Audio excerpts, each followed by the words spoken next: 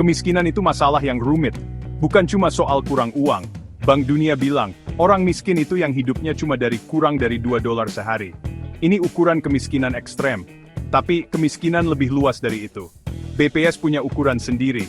BPS lihat kemampuan orang memenuhi kebutuhan dasar seperti makanan, pakaian, dan rumah. Ini cara yang lebih cocok untuk Indonesia. Kita perlu lihat lebih dalam, bukan cuma angka. Kemiskinan itu banyak sisi, kena ke orang, keluarga, dan masyarakat. Susah sekolah, susah berobat, dan susah dapat yang lebih baik. COVID-19 berdampak buruk bagi ekonomi dunia, termasuk Indonesia. Lockdown dan bisnis yang terganggu bikin banyak orang kehilangan pekerjaan dan pendapatan. Banyak yang jatuh miskin. Survei BPS menunjukkan angka kemiskinan naik setelah pandemi. Ini menunjukkan ekonomi kita rapuh. Kita butuh jaring pengaman sosial yang kuat. Pandemi menunjukkan kesenjangan di masyarakat. Mudah sekali orang kehilangan mata pencaharian karena hal-hal di luar kendali. Pandemi berdampak ke semua orang, tapi dampaknya ke kemiskinan tidak sama. Pekerja informal, yang seringkali tidak punya jaminan sosial dan penghasilan tetap, sangat kesulitan. Perempuan, yang banyak bekerja di sektor informal, juga lebih rentan. Anak-anak dari keluarga miskin sekolahnya terganggu. Ini berpengaruh buruk untuk masa depan mereka. Kita perlu solusi yang tepat sasaran.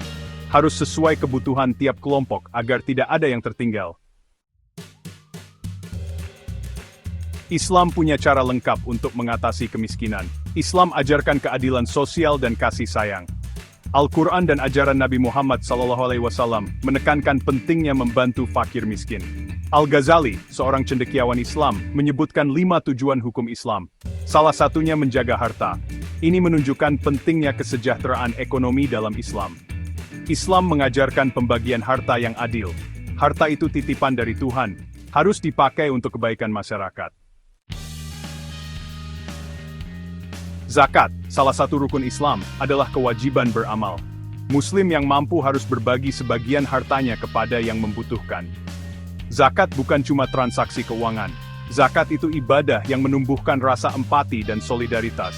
Zakat jadi jaring pengaman, agar kebutuhan dasar orang miskin terpenuhi.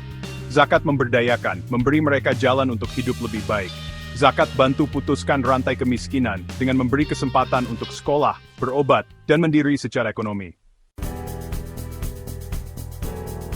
Bagian 6. Melampaui amal. Visi Islam tentang kesejahteraan sosial. Islam tidak hanya mengajarkan amal perorangan, Islam juga menganjurkan sistem kesejahteraan sosial yang menyeluruh. Semua orang harus punya akses pendidikan, kesehatan, dan kesempatan ekonomi.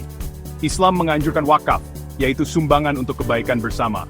Wakaf bisa untuk bangun sekolah, rumah sakit, dan lainnya. Tujuannya menciptakan masyarakat yang adil. Tanggung jawab mengatasi kemiskinan ada pada kita semua. Bagian 7. Pemerintah di garis depan. Kebijakan untuk mengurangi kemiskinan. Pemerintah punya peran penting. Pemerintah punya sumber daya untuk membuat kebijakan yang berdampak besar. Intervensi pemerintah yang efektif termasuk jaring pengaman sosial, seperti bantuan tunai bersyarat dan asuransi pengangguran. Investasi di pendidikan dan kesehatan juga penting untuk memutus rantai kemiskinan. Pemerintah juga bisa bantu ciptakan lapangan kerja dan pertumbuhan ekonomi. Dengan kebijakan ini, pemerintah bisa wujudkan masyarakat yang lebih adil. Bagian 8. Menjembatani dua dunia. Titik temu solusi Islam dan pemerintah.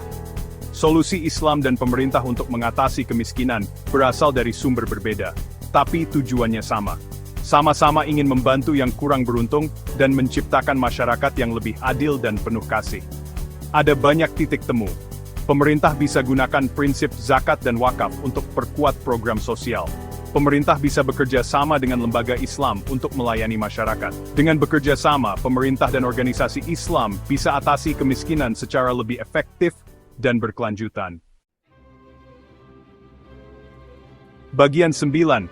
Tanggung jawab bersama menuju dunia bebas dari keinginan. Kemiskinan itu masalah kompleks yang butuh banyak solusi. Butuh usaha bersama dari individu, masyarakat, pemerintah, dan lembaga agama. Islam memberi panduan moral dan solusi praktis. Pemerintah punya sumber daya dan wewenang untuk jalankan kebijakan yang efektif. Dengan semangat kasih sayang dan tanggung jawab sosial yang diajarkan Islam, kita bisa wujudkan dunia di mana semua orang bisa hidup layak. Ingat, kemiskinan bukan takdir, ini masalah yang bisa kita atasi.